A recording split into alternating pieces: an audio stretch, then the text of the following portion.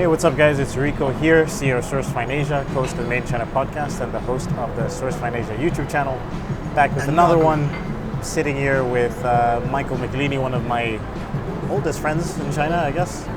Also somebody that I've been following for, at this stage now, it's like 7 years? Nice. 7, 8 years. Time flies. Yeah, no, it's crazy, man. So we're hanging out here. I promise we don't always eat like this, but it's cheat day. So we have to indulge a little bit. Yeah. All right. Let's get into it. I notice when I walk outside, I hope this pays off. One day I chose it, one day, someday I hope it. Went in the big labels and saw plaques on walls, but I didn't post it. Didn't want to gas or boast it, that's not one of the things I'm made of. But one day will it pay off? Mum says I got to do music, and Dad says to not quit my day job. It's a hard one still, it's not fake, the bars are real. Sometimes I can rely on people's advice, I can't rely on pills. I notice now, things keep falling down. When they fall I still build them up. Hard when you don't know how. Something's changed, yeah, you know the deal. At the end of the day, I'm over that one still. Over that once. When I play shows I'm sober at none. Not from London, no the accent. Not just talking, loads of action. Is this music or is it acting? One step forward then go backwards. Think it makes me over anxious. Things can change, it's known to happen. I feel like I don't need people's help. And then when I think about it I'm proud. The first thing I think is you have to have somebody in the company that you trust, whether it's an employee or a partner. If it's an employee, you can make that employee into a partner. So what we did was when we renewed our contract last year. Yeah. I mean, I was hoping to get back to see my family for my birthday. Was kind of my thinking. But as of today, I get stuck in quarantine for 14 days and I have a 30-day stay. And it's like $500. And then I got to pay for some quarantine. Some people say, my wife even said, you have to pay for the quarantine? There's mixed. I'm not getting clear data. Well, I guess it's also an aspect is like if you choose to fly there now, there'd be like you chose to come to China now. So if you're gonna be in quarantine, like you might. Because I read the news this morning. Almost a lot of new cases are coming from foreigners coming into China now. Okay. So they're gonna start freaking out about all of us coming in. Do you trust the news? No, I don't trust the news. But the news is what the customs officials read. That's what they're rolling off of. And that's what my wife reads. And they believe it. So if these idiots think it's true, they're gonna like grind me in the customs. Yeah, and customs in China, I don't know if anybody's been to China in the past 4 months, 3 months. It's already become something else. Like when I was gone, I left China in June or July, and then I came back in October. And it was completely different. Like the whole customs process was different, like way more extensive, way stricter. Like they're asking questions to every single person. What are you doing in China? Yeah, like, can you show me your can you show me your invitation letter? I was like, whoa, I mean, what happened in the last 3-4 months? So now with the coronavirus, I can't even imagine what it's like to cross the border in China right now. Like, I don't know, maybe they're getting easier, but maybe they're getting harder. I mean, at one point they're gonna need foreigners to come there. Depends on what happens in the economy, but yeah. Well, regardless, even just like I was reading about, so the ports are shipping out product, right? But just to get the product from the factory to the port is like a fucking mission because you have all these checkpoints. So it's like everything's backed up. There's just traffic with a bunch of trucks with stuff from factories not able to just drive through. They have to stop every 30 minutes or an hour or whatever for a checkpoint, So that like the people at the ports are like, yeah, we're ready to ship stuff out. Like if the stuff comes in, but the trucks are barely coming in because they're stuck on the roads. Man. So yeah, I guess I'll stick around. I mean, I got 2 more months. So I got till May now in Philippines. Yeah. Deciding. I mean, it just seems like nobody really knows what to do. It's not a bad place to be though. Yeah. I know you've had your frustrations. I mean, I can't. I guess the thing is for me, I don't have a wife and kids, so I don't understand what that's like. So that's the one aspect. But I mean, the one positive is that I do feel like if there was a country that I want to be stuck in for an extended period of time, I think the Philippines would be up there in my Yeah, choices. it's true. It's true. Yeah. It's not a bad place to be stuck. It's not a bad place to be. It's just the dang internet. I don't know if you've had that. How has your internet been? The first place that I was living in, so I was in Park West. I think the newer condos are fast. Like that place was amazing. I uploaded a 6 gigabyte file in like 10 minutes. Awesome. But now I'm staying in the Bellagio before I move into my actual place, and it's dog shit. But I was like, okay, this is because the owner is also a cheap person as well. But yeah, I mean, Icon Plaza, which is where my real apartment is gonna be, like, I was reading about it. Yeah, there's fiber optic internet there, Awesome. and like, I can get unlimited internet with Globe. Okay. I think we should be fine. Okay. I mean, I told you, I don't know if I want to bore everybody, but Yeah. I have no internet in the apartment, and they have to install it, and I'm not gonna be here for a long time, and then they didn't know how to drill a hole, and then they want me to sign 3-month contract, non-refundable, Yo, 3-month deposit, non-refundable. That conversation was hilarious. I wish I recorded it because it was like the way you were describing your experiences in the Philippines is such a stark contrast from the way I talk about the Philippines. I mean, my life is internet, man. Like, we're doing this video upload. Yeah. I can't upload this in my house. I would spend. Same. I would spend so much money. Well, no, not money, but I would have to like leave my thing uploading the entire night. No. It costs money. I have prepaid. Yeah. I would burn through it. Like, 1 week I spent like $100 on internet, US. That's your phone. They have this thing called prepaid at home, Globe prepaid at home. Okay. So it's basically just a SIM card in a router, but it looks bigger. Okay. And then you buy that for $20. So it's like a giant dongle. Yeah, it's like a giant hotspot. Yeah, it's just. I think there's a SIM. I should crack it open. It's just like a SIM inside of a bigger. But you can take it anywhere. I took it to Baguio. Yeah, so it's a giant dongle. So we're on this. I have this extension cord right here for this recording, and I bought this in a hardware store in Baguio because I have my Globe at home, and I wired it to the window, and I wrapped the cord and hung it on the curtain, so that it was next to the window, so I can get good internet in the hotel, because internet in the hotel was horrible. Yeah, did the housekeeping come in and you're like, well, what's going on here? I just tell them all I'm crazy. I just say I need internet because I have my cameras. I say I'm a blogger and I do YouTube, and so I just tell them I need a lot of internet. Actually, that's an interesting question. So like, I'm finding that, I always used to ask this question on the podcast as when I'm interviewing people, and I say, when you're outside of China or outside of Asia, how do you describe what you do, right?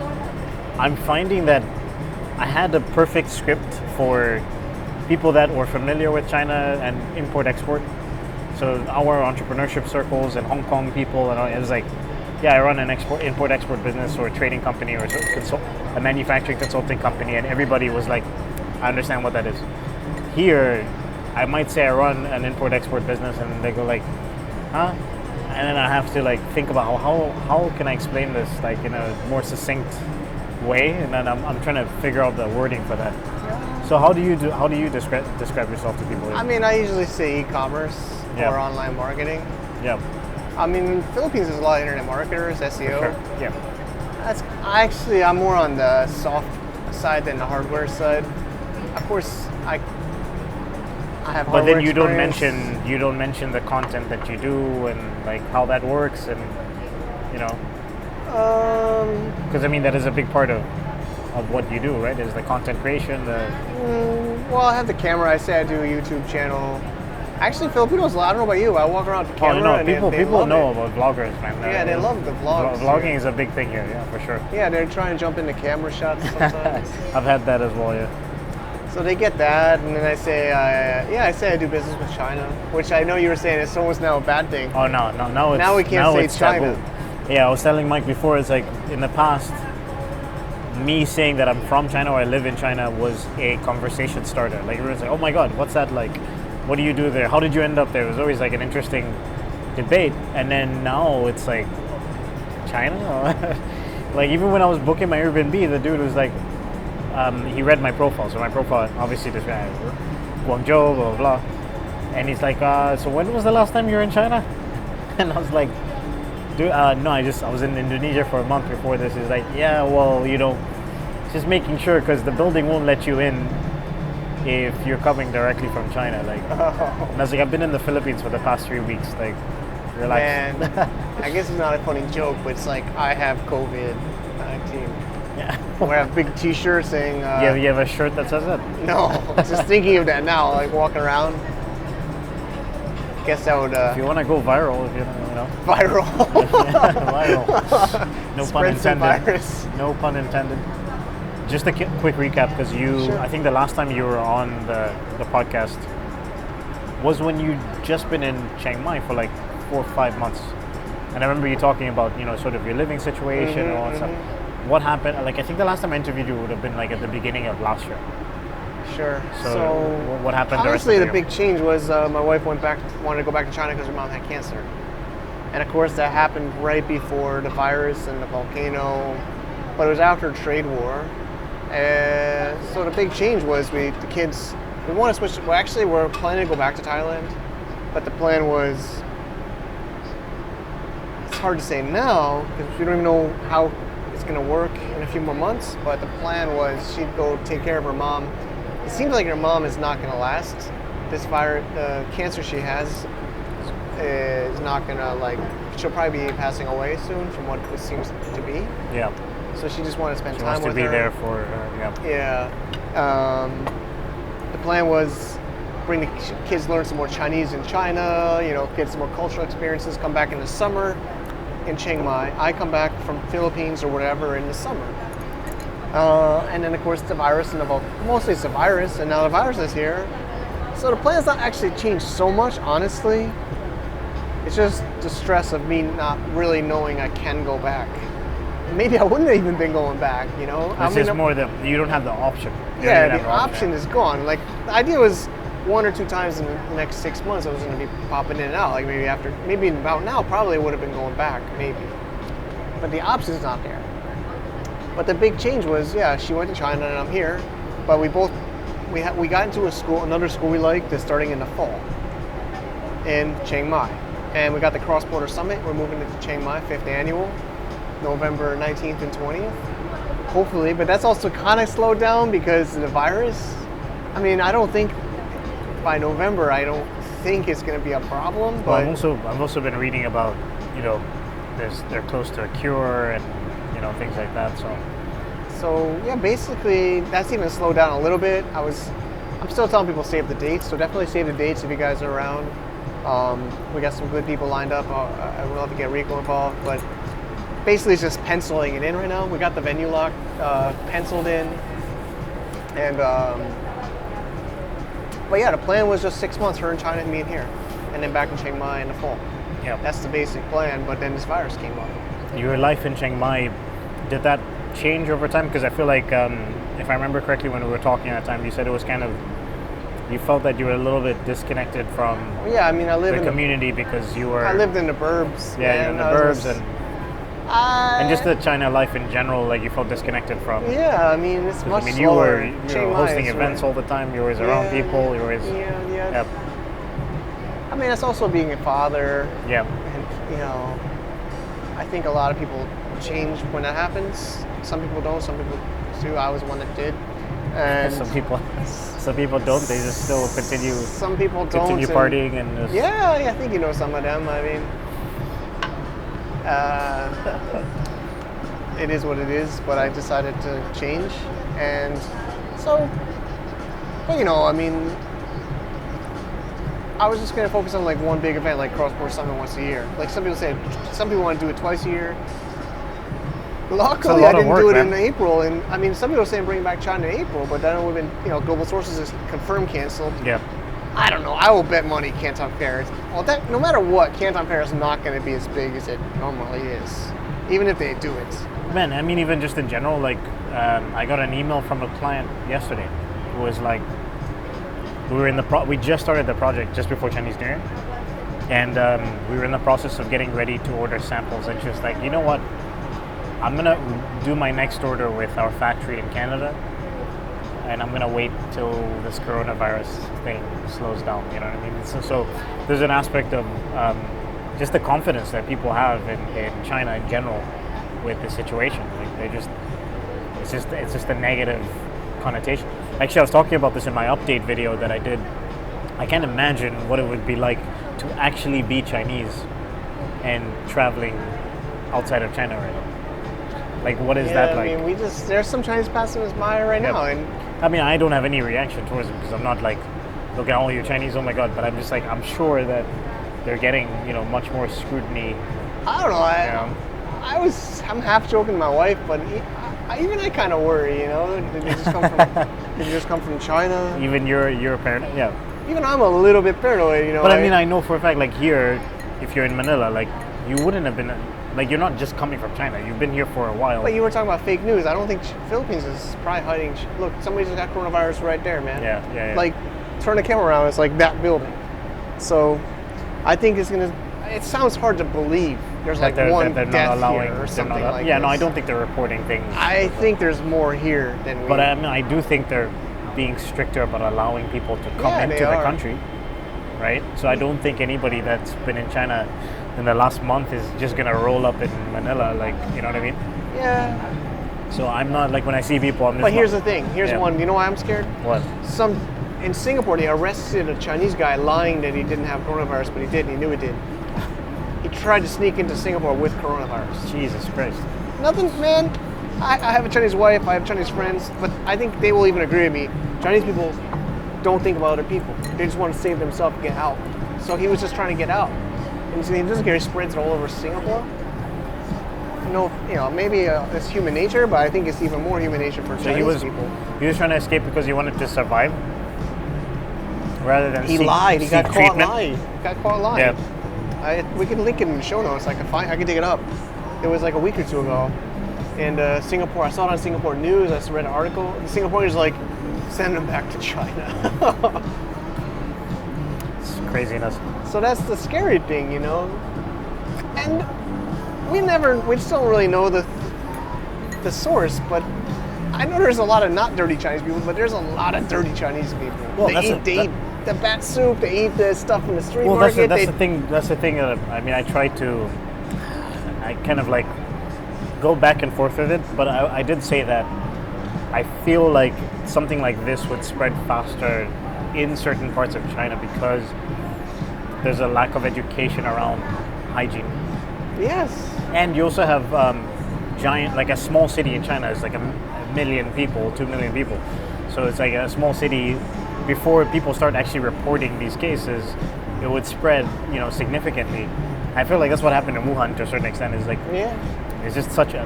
What's the population of Wuhan? Like 4 million people or something? Five? What? I don't know. It's like before anybody realizes what's going on, it's already spread pretty quickly. I guess it's human nature, but I mean, even with AIDS and stuff, there's some really bad people that get it and then they just spread it because they hope maybe if enough people get it, they'll make a cure. Did you see? There's a scary cartoon I saw. It's like a video cartoon, and it's a Chinese patient in the bed, and he's all sick and sweaty, and he's jumping out of bed, grabbing the mask off the doctor and spitting it in his face. And he's like, "Now you got it too." So was that a cartoon or did that actually happen? It was because somebody said that. There's reports. See, but then again, it's like I don't know anybody that has the coronavirus. Wait, we're talking about Wuhan, right? We're not going. This is like, I don't know. I think it's second tier city, right? Definitely not first tier. But I literally don't know anybody that it's affected directly. So then that also makes me question, how bad it is, and things like that. Talking about Canada, like one of my team is in Canada. And she says she shares on her Facebook about coronavirus, and they were laughing at her like a month ago, saying, "Oh, it's just some small thing in China. They're overblowing it. The flu is bigger. Yeah, the flu is bigger." And now it's spreading all over the world, so maybe now they are paying attention to it. But I guess it's true until it's near you. Well, the flu, I think they were reporting like the cases of deaths per year through influenza versus like the virus, and influenza is still bigger. There's still more deaths per year from the flu than there is from the coronavirus. It's just that the coronavirus is new and it came out of nowhere and it seems to be spreading quickly, and it also attacks people faster. I think that what I understood, the big reason they were scared is, and they're still scared, is the World Health Organization is because if it spreads in the Philippines, this thing, there would be so many people dying. Yeah. Because it's not like China where they can just build a hospital. Like China builds a hospital for the coronavirus. In 2 weeks. Yeah. You're not going to build a hospital here. There's going to be people dying on the street everywhere.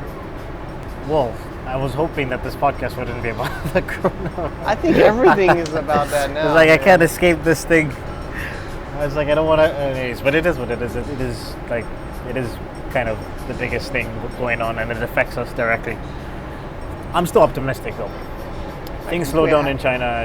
Everybody's getting, all the Chinese people are like, my wife is like, oh, now the rest of the world is going to, I even read something that the Chinese stock market's going up and the Western's going down because everybody thinks China's, because they got hit so hard so fast and they've adapted, now they're better prepared than the rest of the world. The rest of And you can love or hate the way China did it, but America can't lock down this. So I guess a quick update is we're rising another round for April or May.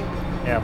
And like I said on a TV show, was Yahoo TV, it's true. One of the things we're not as worried about is we overstock, actually. We're really nervous. We were actually nervous in January that we overstocked. Oh yeah, David, I was talking to David. He told you, huh? He's like, yeah, you stocked like 4 months out. We were scared. Actually, we were upset. We were almost thinking we had to like liquidate or take stuff out of Amazon. And then the virus hit. So now we're like, yes. Because actually, there's some dirty, I don't know if anybody's actually done it, but there was some dirty discussions, you know, in groups on Amazon. You could try to buy out your competitor's stock on purpose just to take them out of the market. And then you'll crush them because if they're out and the factory's closed, by the time they ever replace it, you know, you can totally leave them in the dust. Yeah.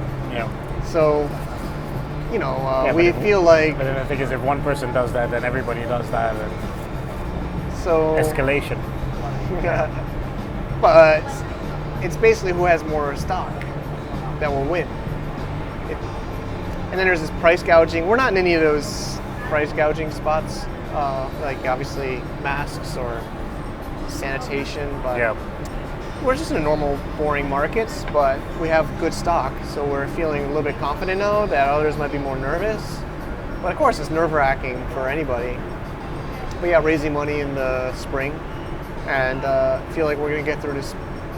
I guess what we gotta all think about is, it's just, you gotta think of the opportunity and everything. So this virus is gonna, like I said, I'm trying to make a coaching program out of the virus. But you almost gotta look at a way to adapt and come out bigger and better than before. Well, yeah, I mean, for me, what this has prompted me to do is just see, to explore Vietnam and explore Indonesia and Philippines more. I mean, it was already on my radar, and it was just like, again, accelerating the thing. Like I was saying, I was moving to the Philippines. It accelerated my move by 2 months. So it's just accelerated a lot of the things that I was already thinking about in the back of my mind. I don't know. And the second part of it is like, I've been running SFA now. It's going to be 5 years in June. Wow, congrats. So I was like, well, I've been so focused on SFA. I've had opportunities to do other things, and I've been like, no, source Asia. We're at a stage right now where I'm not involved in the day-to-day operations as much. So I was like, okay, maybe this is the right time to start a second business, you know? And that's, again, with the coronavirus thing happening, it's like pushing me now to do that thing faster than I originally anticipated. Awesome. So, yeah, I mean, you have to look at the silver lining of the situation. It's like, exactly, man. That's the only way. At the end of the day, man, I mean, adapt or die. The other right? one is just, you know, 2008 financial crisis. What happened? You have to adapt. You have to, you know. Well, he's also gonna get rid of the weak.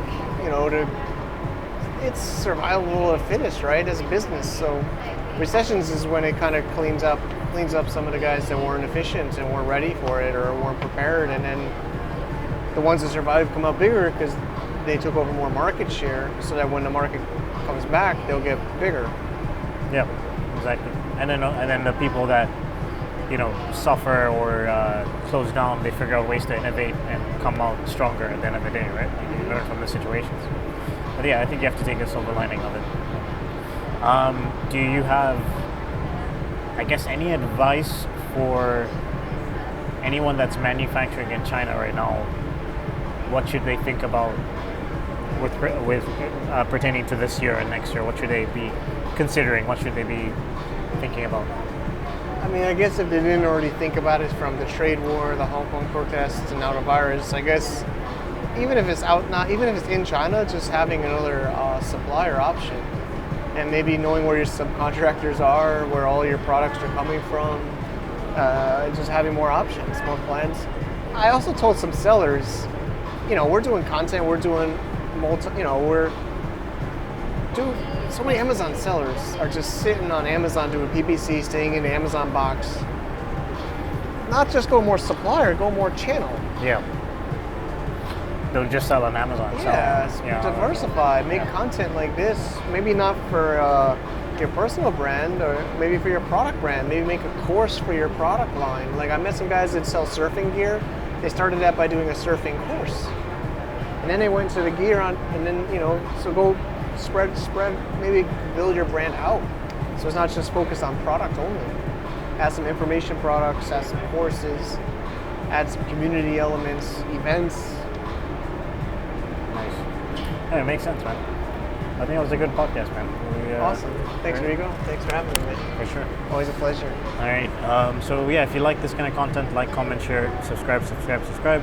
You can check out Mike at, what's the personal brand? Or it's a long one, Michael Michelini, or mikesblog.com is easier, than you can get to my michaelmichelini.com. And of course, globalfromasia.com. We'll link it up in the show notes. Alpha Rock Capital. AlphaRockCapital.com. It'll be all in the show notes. All right, guys. See you next week. See you later. Still more scared than I ever been. Still feel blessed like I never sinned. Am I going in circles for a peace that doesn't exist? I feel sick.